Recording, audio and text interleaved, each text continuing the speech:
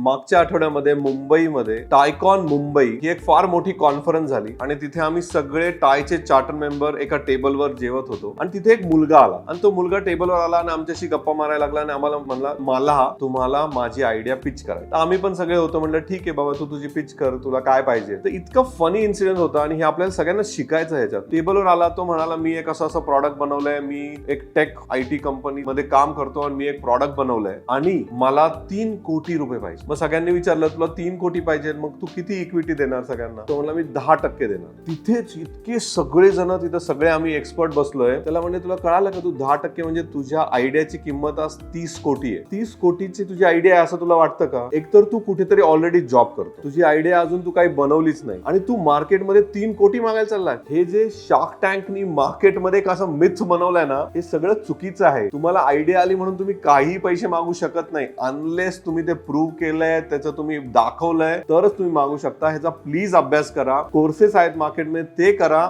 आणि मगच सगळ्यांकडे जाऊन पैसे मागा.